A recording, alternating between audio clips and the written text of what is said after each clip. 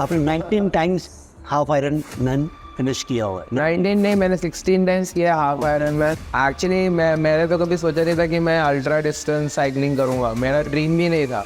I was more into marathon running in 2009 2010। Welcome to the cycle club Delhi. Doctor Amit Samarth, ये नाम किसी पहचान का मोहताज नहीं है और हमारी ये खुशनसीबी है कि आज रस्विक इंडिया का जो स्टोर है हमारा लाजपत नगर में, उसमें हम इनको होस्ट कर पा रहे हैं। आज हमारे गेस्ट हैं डॉक्टर अमित सामर्थ। नागपुर से निकला हुआ ये हीरा ना केवल इंडिया में बल्कि world wide ultra distance cycling की जो पहचान इन्होंने इंडिया के लिए स्थापित की है, उसके लिए हम तहे दिल से शुक्रिया अदा करते हैं डॉक्टर अमित सामर्थ का। Doctor Amit Samarth, welcome to the cycle club Delhi. Thank you Kamal, and very happy to be here at your Rasvik store at Lajpat Nagar. सो हम स्टार्ट करेंगे। सिंस ये हमारा एक साइकिल क्लब है तो हम ये जानना चाहेंगे कि आपकी लाइफ में साइकिल कब इंट्रोड्यूस हुई as a full fledged athlete. Actually, मैं cycling, I was more into marathon running in 2009 2010. तो मैं सिर्फ फुल मैराथन्स हाफ मैराथन्स दौड़ता था और फिर I did like full marathons 4-5 of them. फिर मुंबई में मैंने 319 में दौड़ा था फुल मैराथन। ओके। और फिर then I came to know about triathlon. तो ट्रायथलॉन के लिए of course you know swimming, cycling, running तीनों करना पड़ता है। तो then I started in 2011-12 I started doing more of cycling, and then I added cycling to my training, then running, and then I added swimming also. तो ऐसे करते करते धीरे धीरे you know मेरा from just being a runner I became more into a triathlete, started doing triathlons। और फिर at that time Hyderabad triathlon organize होता था। ओके। वो I think one of the only event था इंडिया में उस टाइम पे जो ट्रायथलॉन कराते थे। दिस इज बिफोर 2015 2011-12 की बात है। 11-12 हाँ before 2015। हाँ। Then slowly then I started doing more triathlons. Then I was more focusing on half Ironman distance। तो मैंने हाफ आयरनमैन डिस्टेंस काफ़ी किए हैं पहले।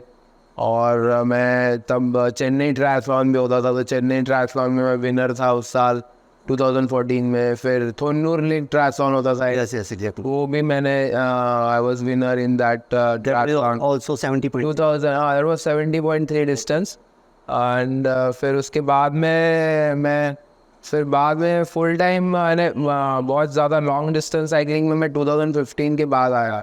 2000। हाँ, जब मैंने डेक्कन क्लिफहांगर रेस किया, great. that was in 2015, and then from there फिर 2017 में मैंने रेस अक्रॉस अमेरिका किया। और फिर उसके बाद में तो आपने 19 times half iron man finish किया हुआ है। 19 नहीं, मैंने 16 टाइम्स किया हाफ आयरन मैन। ओके। और मैंने 4 टाइम्स फुल आयरन मैन भी किया है। ग्रेट।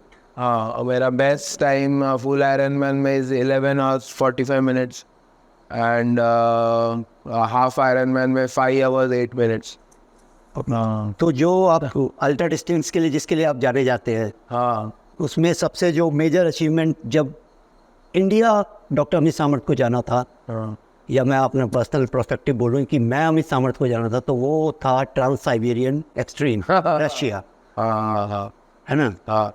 वहाँ तक पहुँचने तक की जर्नी, वो थोड़ा सा बताइए कि ट्रांस साइबेरियन पहले तो हमने नहीं सुना था। आप बेशक आप क्योंकि 2011 से आप एंड्योरेंस स्पोर्ट्स में कर रहे थे, वो उस जर्नी तक पहुंचने तक का थोड़ा सा ब्रीफ में बताइए कि कैसे वो उसकी तैयारी और वहाँ तक पहुंचने तक की जो जर्नी थी कि मुझे ये करना है, एक ट्रायथलीट, एक मैराथन रनर और एकदम से ही अल्ट्रा डिस्टेंस का एकदम एवरेस्ट अचीव करने वाला आदमी, क्या सोच रही है आपकी इस टाइम?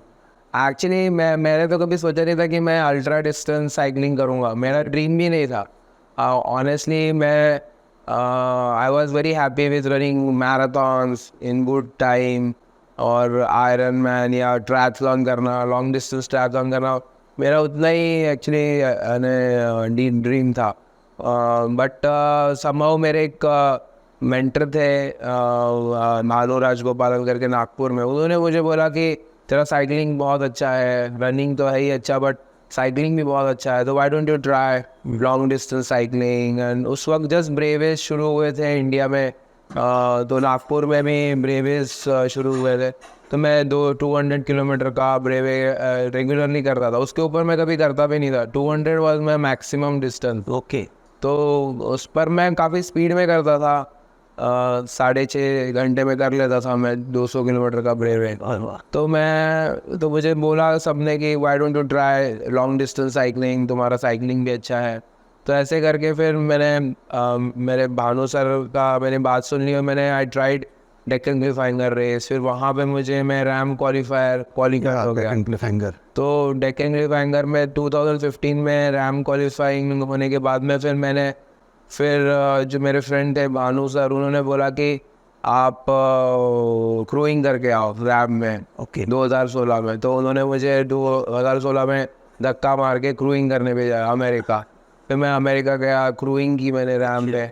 फिर मैंने पूरा देखा वो रेस कैसे रहती है, क्या रहती है। किसका क्रूइंग करी? इंडियन थे? मैं एक फॉरेन के राइडर थे, शोना होगन करके। ओके। तो she has done RAM successfully 5-6 time. तो उसको मुझे क्रूइंग करने मिला, तो काफ़ी मुझे सीखने को मिला। एज ए क्रू मेंबर आपकी क्या ड्यूटी थी?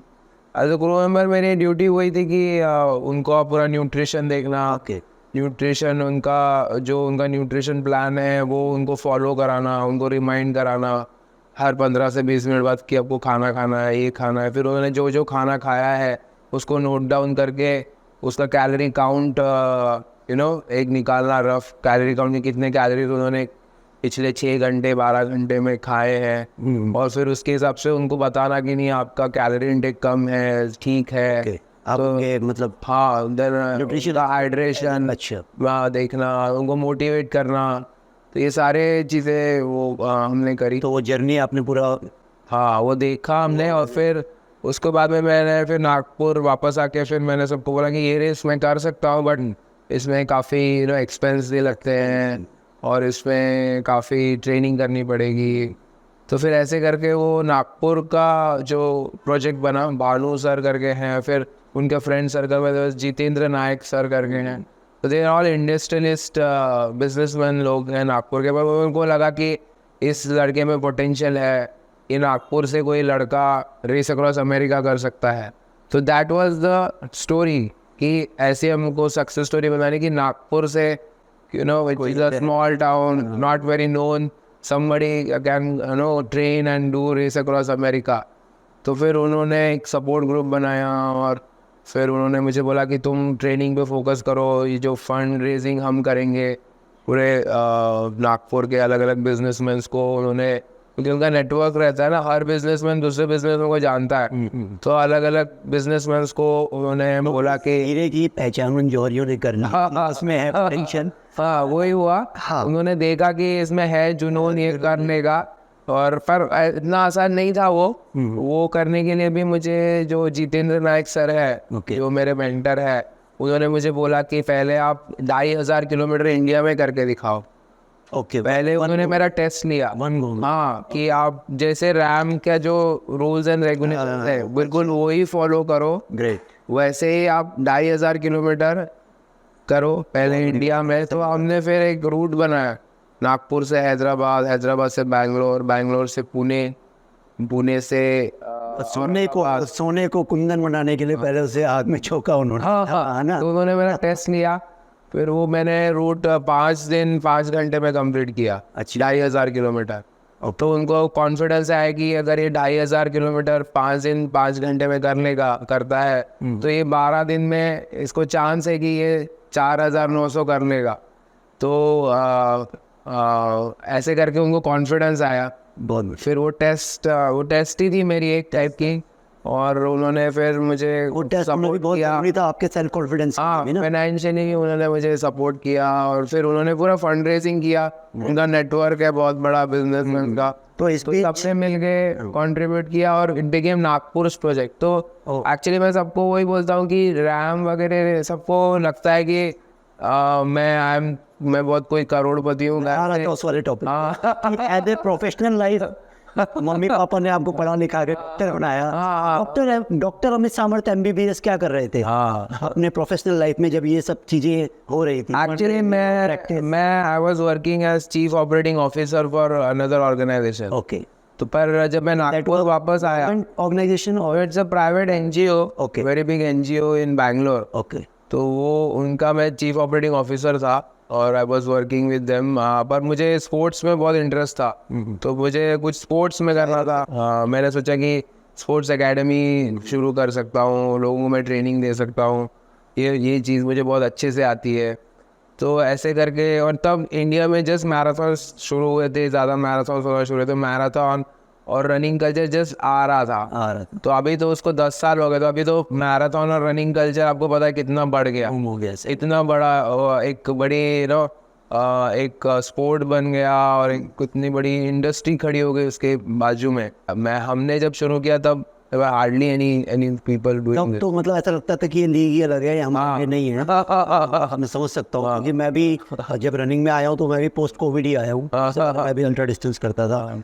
तो जब आप अपने रैम की तैयारी कर रहे थे, मैं थोड़ा सा आपकी याददाश्त थोड़ा सा चेक करना चाह रहा हूँ। तो आप जब वो आज़ाद हिंद ब्रेवी भी करी आपने दिल्ली से? हाँ, मैंने वो BRM, Delhi Wagah border, Delhi BRM भी की थी। तो मैं ये बता दूं कि U-turn पॉइंट पे आपके बाद पहुंचने वाला मैं सेकंड, और मैं ये देख रहा था, मैं नहीं जानता था आपको, आपके साथ फ्लैग ऑफ भी हुआ था मेरा, है ना, पूरा ट्राइब। मुझे याद है, हम खड़े थे, तो मुझे नहीं पता था कि कौन है और किसके लिए आए हैं, क्योंकि हमारे लिए वो अल्ट्रा डिस्टेंस में मेरा पहला साल कंप्लीट हो रहा था और मैं 1000 BRM कर रहा था।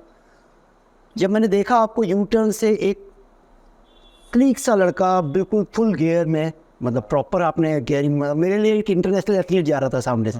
करीब मैं U-turn से 10 किलोमीटर दूर था और एक इंटरनेशनल एथलीट भी आगे से जा रहा था और मेरे साथ मेरा फ्रेंड चल रहा था। मैं यूँ देखा, मैंने कहा यार ये कौन गया? सच मानिए मुझे नाम भी नहीं पता था आपका। मगर जब रिजल्ट बाद में जब पोस्ट हुआ, जो टाइमिंग आती है, तब देखा कि अरे ये कौन है, अमित सावंत। तो वो दिन है और आज का दिन है, मैं आपको फॉलो कर रहा हूँ। तो मतलब मैं कह सकता हूँ ऑन कैमरा कि I am one of your Eklavya, है ना। तो क्वेश्चन हमारा यहाँ से शुरू हुआ था, मैं वही दोबारा आ रहा हूँ कि ट्रांस साइबेरियन एक्सट्रीम के बीच में रैम आया, रैम की तैयारियाँ हुई। क्या रैम के लिए जाते हुए में आपको ट्रांस साइबेरियन के बारे में पता चल गया था?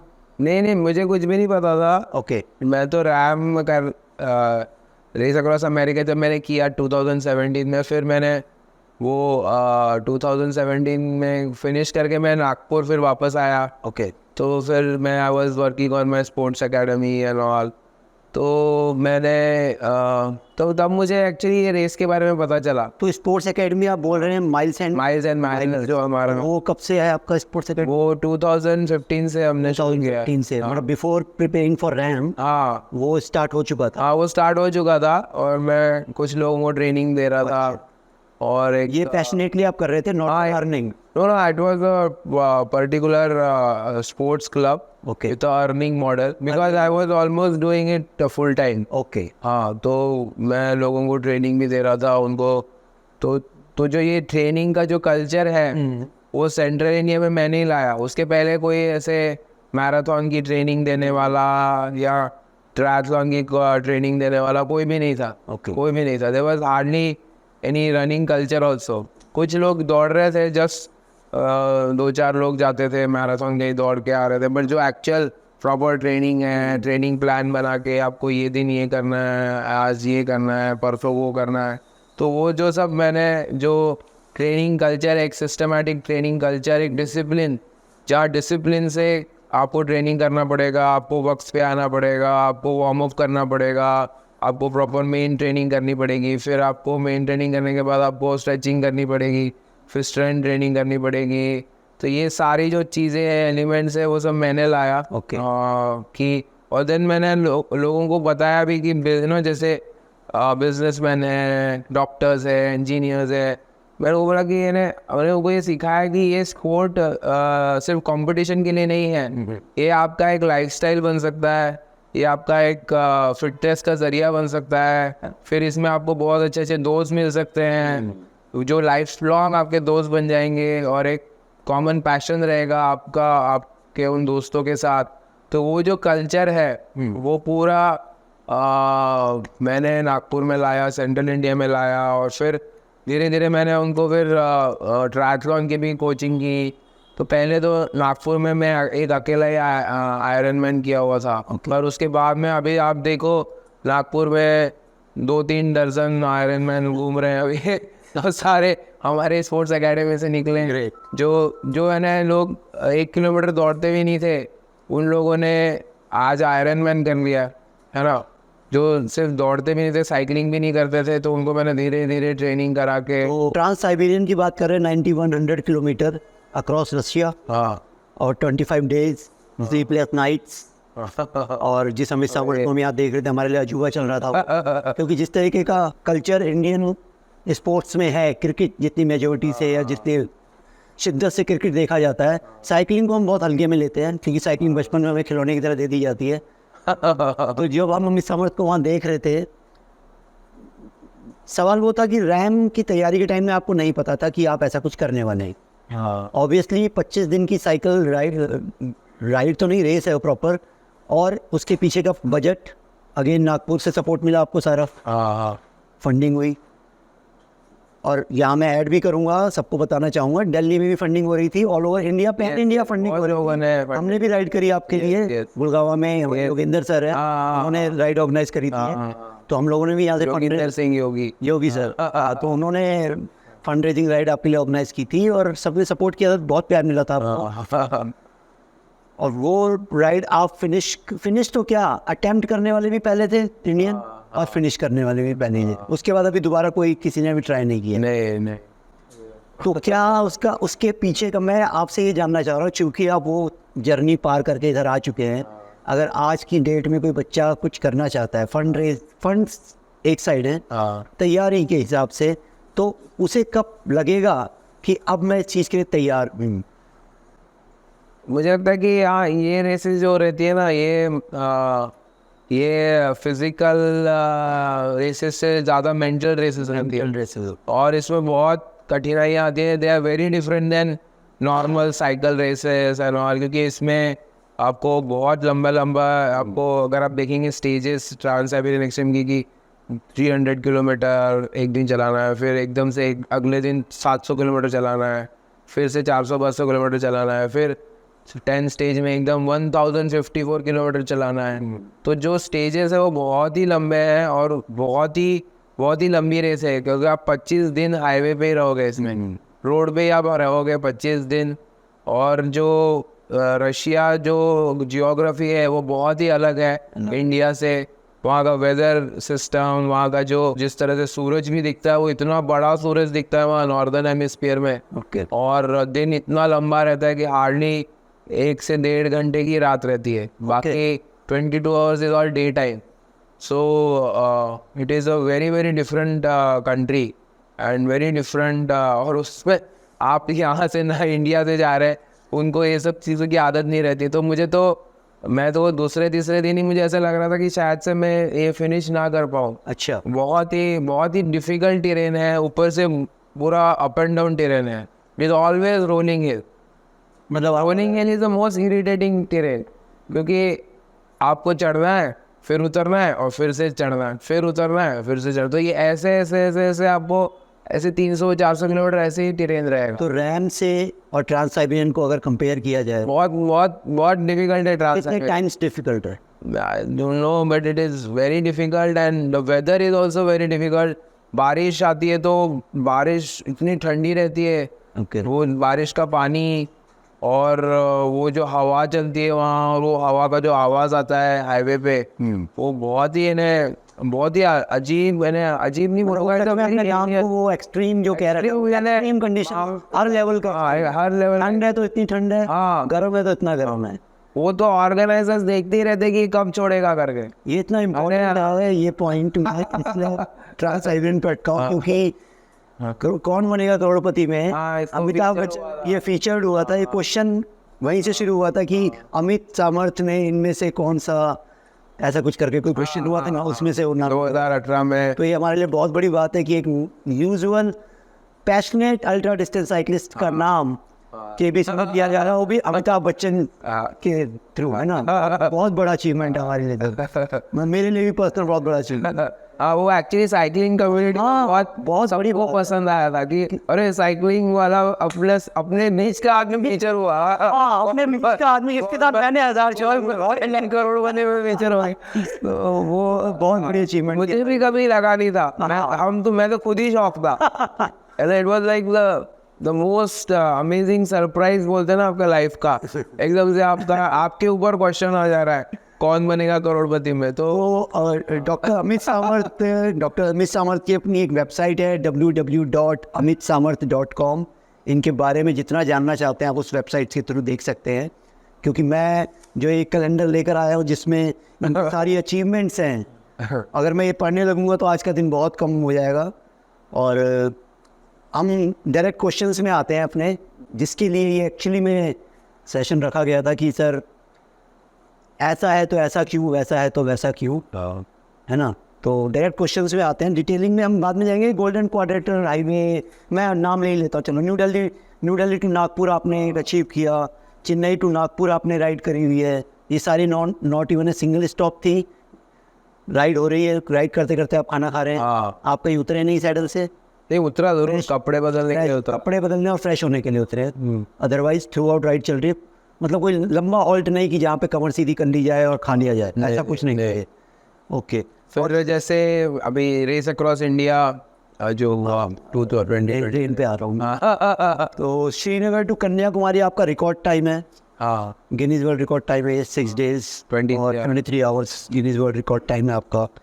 और गोल्डन क्वाड्रेटर में भी आपका वो का रिकॉर्ड है, वो भी गिनीज रिकॉर्ड है, वो भी गिनीज रिकॉर्ड है, 9 hours 6000 kilometre 13 days 9 hours। Great.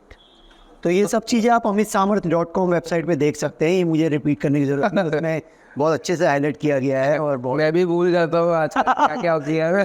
Sir आप भी वो वेबसाइट देख सकते हैं, ऐसी बात नहीं है। ओके, सो अब मैं सीधा सवाल जवाब पे आ रहा हूँ ताकि हमारा जो सेशन है वो फ्रूटफुल हो जाए हमारे व्यूअर्स के लिए।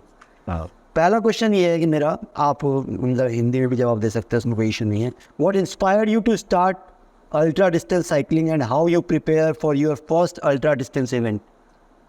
मैं तो जैसे मैंने प्रिपरेशन क्या रही, जैसे आपने फंडिंग तो बता दी, हाँ फंडिंग वाला पार्ट तो ठीक है, बट आपने ये सोचा कि अब मैं अगर रैंप पे ही आता हूँ सीधा, डेक्कन क्लिफहैंगर तो क्वालिफायर था, यहाँ फंडिंग हो रही थी, यहाँ आपके दोस्त आपके सपोर्टर आपके लिए फंड अरेंज कर रहे थे, अमित सामर्थ क्या कर रहे थे? प्रैक्टिस? मैं तो ट्रेनिंग कर रहा था, और स्टार्टिंग में तो मैंने बहुत रैंडम ट्रेनिंग किया, फिर मुझे समझ में आया कि बहुत ज़्यादा जंक माइल्स करने की ज़रूरत नहीं है, तो मैंने जंक माइल्स कट डाउन किए, और मैंने स्ट्रेंथ ट्रेनिंग ऐड किया, मैंने इंडोर ट्रेनिंग ऐड किया। हम रैम की तैयारी कर रहे थे, आप वीकली कितना किलोमीटर अचीव कर लेते थे? जंक माइल तो करते ही नहीं थे आपने? अराउंड 600-700 किलोमीटर वीकली आप करते थे? हाँ। तो इसमें नागपुर हाईवे पे आप निकल जाते थे? हाँ, Nagpur highway, good thing is Nagpur is blessed with very good highways. Okay, चारों दिशाओं में नागपुर के बहुत अच्छे हाईवेज हैं, और बहुत अच्छे 4 लेन हाईवेज हैं, और दो हाईवेज तो इतने अच्छे हैं कि उस पर ट्रैफिक भी बहुत कम है, बहुत कम। तो ये जब ट्रेनिंग सेशन चल रहा था आपका, अपना सेल्फ ट्रेनिंग चल रहा था? हाँ। कोई कोचिंग नहीं था, कुछ नहीं, कोचिंग नहीं लिया मैंने। स्टार्टिंग में आई कॉन्टेक्टेड सम राइडर्स, और मैंने उनसे ट्रेनिंग समझा कैसे करते हैं वो लोग ट्रेनिंग, और मैंने एक हमारे आयरन मैन के भी एथलीट है, उनसे भी मैंने पूछा कि ये अल्ट्रा डिस्टेंस साइकिलिंग, तो एक्चुअली क्या है, ये इस टाइप के जो रेसेस है उसके लिए आप तैयारी कर सकते हैं, क्योंकि आप इसको, जैसे मैराथन है, आप हो सकता है मैराथन आप दौड़ के देख लो ट्रेनिंग में, तो आपको पता चल जाएगा कि आप पर जैसे 5000 है, 9000 किलोमीटर है, ये आप कभी ट्रेनिंग में नहीं कर सकते। तो इसके लिए मैंने, जैसे मैं आप बता रहा हूँ, मैक्सिमम मेरे लंबी ट्रेनिंग राइड्स आर ओनली 250 और 300 किलोमीटर्स। ओके, उसके ऊपर मैं ट्रेनिंग में कभी नहीं चलाता हूँ। ठीक है, वो that is more than enough to build your endurance, and then मैं उसको बार बार करता हूँ, 200-300 I do multiple times. So ये जो आपकी सेल्फ कोचिंग जो चल रही थी, थोड़ा बहुत ठीक है, बुक से नॉलेज ले लिया या किसी एथलीट से बात कर ली, इस दौरान जब आप हाईवेज पे निकल जाते थे तो साथ में सपोर्ट कार चलती थी, आप हवा में अपने आप ही जा रहे हैं, अकेले ही जा रहे हैं, अकेले आ रहे हैं? मैं सपोर्ट कार अगर 200 किलोमीटर के ऊपर कर रहा हूँ अच्छा, तो मैं सपोर्ट कार लेता हूँ, अदरवाइज 200 किलोमीटर तो ऐसे ही कर सकता हूँ मैं ऐसी बिना कोई सपोर्ट के। सपोर्ट। हाँ, पर अगर रात में चला रहे हैं कुछ कर, तो रात में अगर जा रहे हैं 200 किलोमीटर तो I still take support car. But generally when it is 300 kilometre then I do go with support car. तो जब अब क्योंकि हमारे पास जो सबसे टॉप नॉच रशिया का इवेंट है आपके पास ना, उससे ज़्यादा एक्सट्रीम अभी तक आपने अटेम्प्ट नहीं किया? नहीं, उससे ज़्यादा एक्सट्रीम नहीं किया? उससे तो कुछ है ही नहीं अभी हमारे कोई बड़ी बात नहीं है। जिस तरीके से आपने टाइगरमैन ट्रायथलॉन पहना है और टी शर्ट पहना हुआ, जो आप टाइगरमैन ट्रायथलॉन का फेस आप ही हैं, आप ही ऑर्गेनाइज करते हैं, और लॉन्गेस्ट हाँ मेरे ख्याल से इंडिया में या हाँ, ये लॉन्गेस्ट सिंगल डे ट्रायथलॉन है। Longest 5 kilometre swim, 200 kilometre bike and 50 kilometre. मुझे यकीन है कि कुछ ऐसा किसी दिन एक्सट्रीम के प्लस भी आप कुछ इंट्रोड्यूस कर देंगे हम लोगों के लिए। तो जब आप इस तरीके के इवेंट्स में पार्टिसिपेट कर रहे होते हैं तो उसके बीच में जो भी आप ऑब्स्टिकल्स आते हैं आपके, जैसे मेंटल प्रेशर आप बता रहे हैं या फिजिकल कभी कुछ आता है? यूजुअली तो मेंटल मैं बोलूँगा, फिजिकली तो हम एक तरीके से हमारे पास सपोर्ट भी होता है, मेडिकल स्टाफ होता है। आपकी तबीयत खराब हुई थी बीच में भी?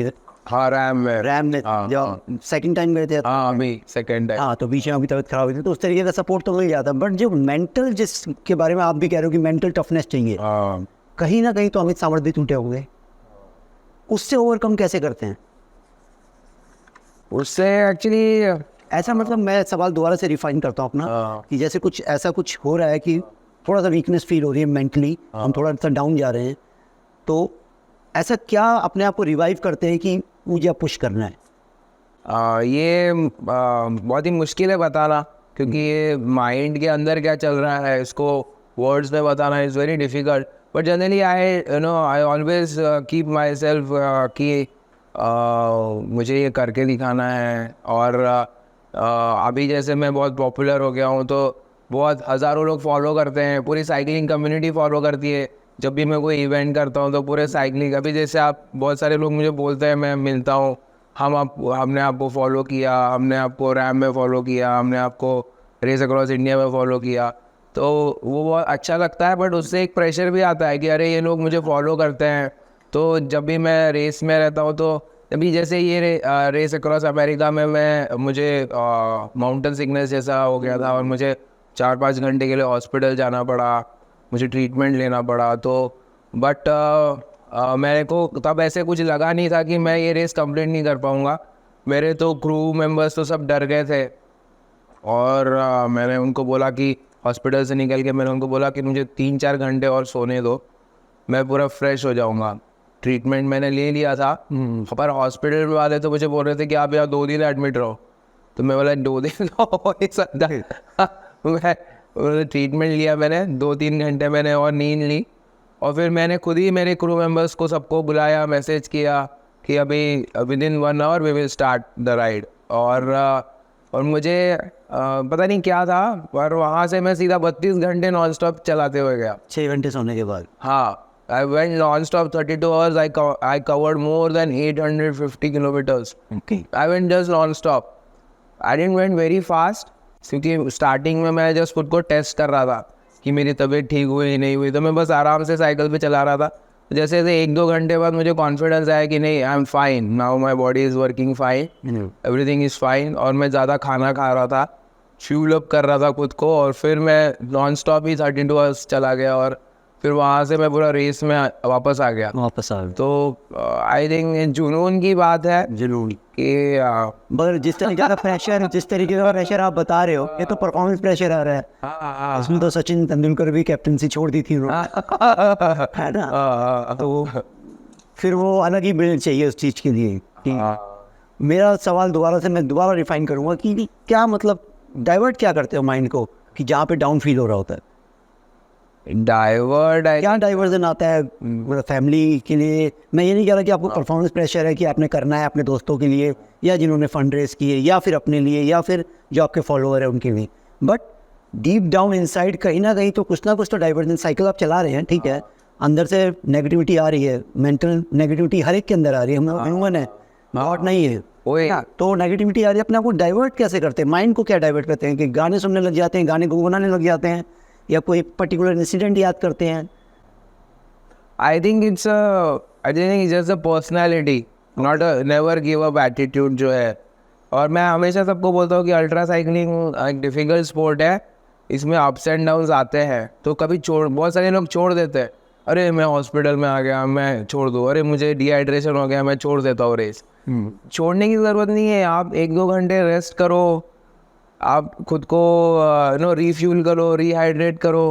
इवन जब मैं फर्स्ट टाइम ये रैम कर रहा था तो मुझे डिहाइड्रेशन हो गया था एरिज़ोना में, तो मैं भी वहाँ रुका, 1-2 घंटे रुका, मैंने पानी बहुत ज़्यादा पिया, खुद को रिहाइड्रेट किया, थोड़ा रेस्ट लिया, then I was fine. So lot of people, but अब मुझे बहुत सीवियर डिहाइड्रेशन हुआ था। नहीं तो लॉट ऑफ पीपल, वो हम सही कह रहे हैं, डिहाइड्रेशन वाली बात सही कह रहे हैं। क्वेश्चन को आप पकड़ ही नहीं पा रहे हैं जो मैं पूछना चाह रहा हूँ कि जब नेगेटिविटी आती है, मेंटल नेगेटिविटी, आप अपने आप को कैसे डाइवर्ट करते हैं? माइंड साइकिल चल रही है, आप पूरे हाइड्रेटेड है, साइकिल चल रही है, बट मेंटल सिकनेस आ रही है कहीं से, तो कुछ ऐसा, कुछ गाने, जैसे मैं अपनी बात, मैं गाने तो नहीं सुनता हूँ कभी, गुनगुनाते हैं?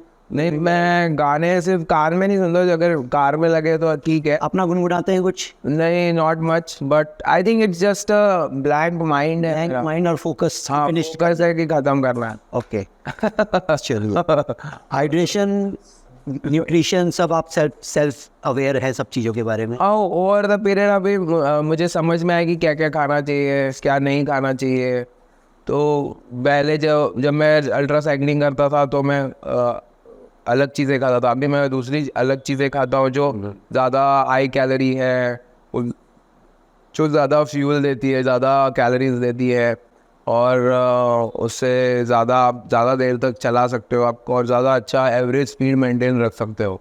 तो न्यूट्रिशन और हाइड्रेशन हमारे परफॉर्मेंस से बड़ा इम्पैक्ट करता है। Very much. अल्ट्रा साइकिलिंग तो बहुत इम्पोर्टेंट है, क्योंकि ज़्यादा से ज़्यादा आप बिना न्यूट्रिशन के कितना 2-3 घंटा 4 घंटा अच्छा चला पाओगे, उसके बाद में तो आपका एनर्जी लेवल डाउन हो जाएगा, तो आप you can not maintain good average speed. If you want to maintain about 30 average and for very long time, तो आपको न्यूट्रिशन तो आपको डालते रहना पड़ेगा बॉडी में कंटिन्यूस, हर 15-20 मिनट में, 15-20 मिनट, तो वो आप कभी ड्रेन होंगे ही नहीं और आप चलाते जा सकते हो। और इसी के साथ पार्ट आता है जिसको आप साइकिल को खींच रहे हैं, या आप ट्रायथलॉन कर रहे हैं, आप रनिंग करनी है, आपने स्विमिंग करनी है, इनके साथ जो पार्ट आते हैं वो हमारे गियर्स जो हम पहन रहे हैं, हेलमेट किस क्वालिटी का होना चाहिए, जूते क्या होने चाहिए, कपड़े क्या मैटर करते हैं। तो हम थोड़ा रसविक का एक राउंड लगाते हैं। हाँ बिल्कुल, है ना, थोड़ा इसका भी थोड़ा सा लुफ्त लिया जाए कि जो हमारे जो साइकिलिंग गियर्स हैं या ट्रायथलॉन वाली गियर्स हैं, ये कितना मैटर करते हैं कि किस क्वालिटी का क्या पहन रहे हैं, या फिर जब हम सीनियर्स को देखते हैं कि इतने ब्रांडेड पहन के चल रहे हैं, ऐसा कर रहे हैं, वो कर रहे हैं, तो वो कितना मैटर करता है कि क्या? बहुत मैटर करता है, क्योंकि जैसे ट्रायथलॉन है, ट्रायथलॉन में 3 स्पोर्ट एक साथ करने हैं आपको, स्विमिंग भी करना है, साइकिलिंग भी करना है, फिर रनिंग भी करना है। तो पहले आई थिंक 10-15 साल पहले तो इतने कोई अच्छे ट्राई सूट्स अवेलेबल नहीं थे, बट अभी तो टेक्नोलॉजी और बहुत सारा रिसर्च और इनोवेशन हुआ, तो now we have very good high performance tri suits available, these kind of tri suits available, and nowadays not just tri suits, tri suit के साथ अभी आजकल वेट सूट्स भी अभी आ गए हैं, और there are many gears, but try suit एक ऐसी चीज़ है जो तीनों चीज़ें आप एक साथ कर सकते हो, आपको कपड़े बदलने की ज़रूरत नहीं है अलग अलग स्पोर्ट के लिए। इंडियन कंडीशंस में जैसे गोवा में आयरन मैन होता है, यहाँ पर टाइगर मैन होता है, कोई ज़रूरत नहीं, वेट सूट की इंडियन कंडीशंस में जरूरत नहीं पड़ती। तो ये जो जैसे ये ट्राई सूट है, ये मेरे ख्याल से हाँ, this is more than enough, ये मोर देन इनफ है इंडियन कंडीशंस के लिए, तो ये मोर देन इनफ है in any triathlon, in any weather, almost in any weather. But हाँ, ठंड अगर बहुत है, जैसे दिसंबर नवंबर, ट्रायथलॉन होते नहीं इंडिया में, होते हैं। आपका टाइगर मैन ट्रायथलॉन का मंथ क्या है? फरवरी में। वो आई थिंक एक वाटर में, हाँ, तब पानी बहुत ठंडा नहीं रहता, और ठंडा नहीं, बट इस बार हमने ऑप्शनल रखा था। ओके, जिसको पहनना है पहने, जिसको नहीं पहनना है वो मैंडेटरी नहीं था, मैंडेटरी नहीं था। ओके, तो उनके लिए क्या एडवाइस है जो ट्रायथलीट जा रहे हैं बट वो सिंपल साइकिलिंग शॉर्ट्स में स्विमिंग कर रहे हैं, उसके बाद ऊपर से जर्सी पहन के साइकिल चला जाए?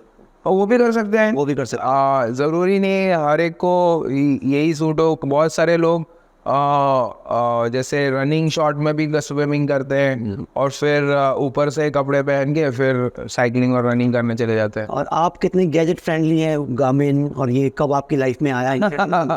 गार्मिन तो मैं पिछले आई थिंक पिछले 14 साल से यूज़ कर रहा हूँ। 2010 2011 से यूज़ कर रहा हूँ मैं। तो I been associated with Garmin for quite a long time now. तो ये वाला ब्रांड आपने Not just for running, for cycling. तो ये जो इंट्रोड्यूस हुआ है इंडिया में अब क्रॉस, हाँ, इसी तो मैंने अभी तक यूज़ नहीं किया है। यूज नहीं हाँ, ये अभी तक यूज़ नहीं किया मैंने। हाँ, may be in future, but मैंने सुना है इसके भी बारे में बहुत अच्छे, अभी बहुत सारे लोग। कितना हेल्पफुल रहता है किसी एथलीट को एथलीट बनाने में गैजेट्स? आई थिंक इट्स जैसे नया बच्चा है, वो आ रहा है, फंड्स का इशू नहीं है उसको, तो आप क्या रिकमेंडेशन देंगे कि कितना उसके लिए कितना यूजफुल है? हाई गाड़ी अगर मिड लेवल वॉच आप खरीद सकते हैं जिसमें स्विमिंग, साइकिलिंग, रनिंग सब रिकॉर्ड होता है, आपका हार्ट रेट रिकॉर्ड होता है और बाकी कुछ मैट्रिक्स रिकॉर्ड होते हैं। तो बेसिक मैट्रिक्स अगर रिकॉर्ड हो रहे हैं और वॉच में हो रहे हैं तो you can start, it's a good thing. आप वो आपका रिकॉर्ड रखता है, वो आप पूरा आपका रिकॉर्ड पिछले 1 महीने में, 3 महीने में, 6 महीने में आपने कितनी ट्रेनिंग की है, वो आप पूरा उसका रिकॉर्ड देख सकते हैं, क्योंकि आप हर एक्टिविटी को रिकॉर्ड कर रहे हैं, उसको सेव कर रहे हैं। और you can see look back कि आपने कितनी ट्रेनिंग की।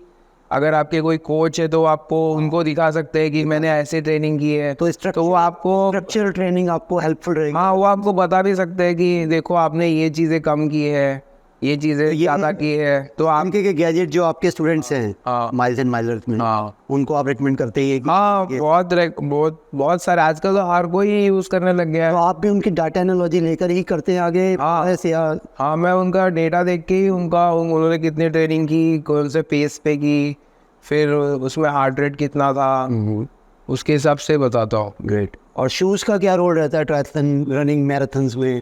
Of course now we have shoes, तो of course we need shoes to run on roads and अभी तो शू में भी अलग अलग टेक्नोलॉजी आ गई है, अभी सुपर शूज़ भी आ गए हैं। और तो shoes are also important and they also are needed for not just for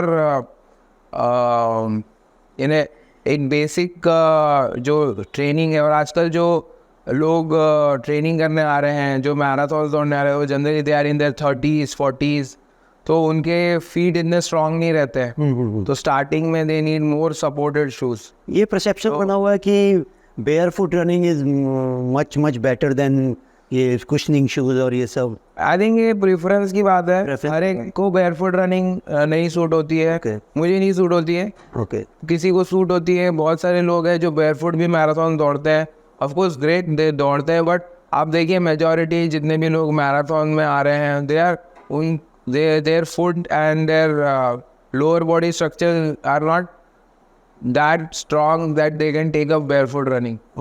हमको लोगों को एक इजी वे बताना है फिट होने के लिए।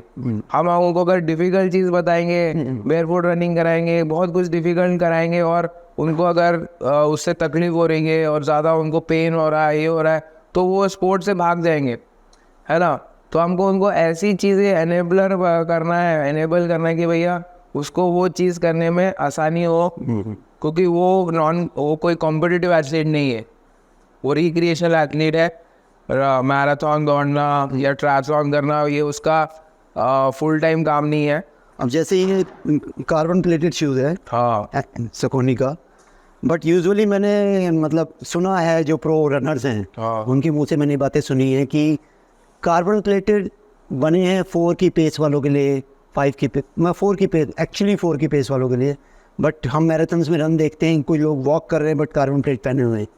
Actually it is true. मैं 4 की पेस तो नहीं बोलूँगा, बट आई थिंक 5 साढ़े 5 के पेस से जो फास्ट दौड़ते हैं, 5.5 के पेस के अंदर दौड़ते हैं, ये उनके लिए ज़्यादा अच्छे शूज़ है ये। बट उनको ज़्यादा 6.5 वाले हैं, 6 साढ़े 6 को एक्चुअली इसका कोई फ़ायदा नहीं है। इसका कुछ फ़ायदा नहीं। हाँ, बिकॉज वो इससे जो इसका जो एडवांटेज लेना है, they don't have that kind of a running form और running mechanism where they can actually take advantage of the carbon plate.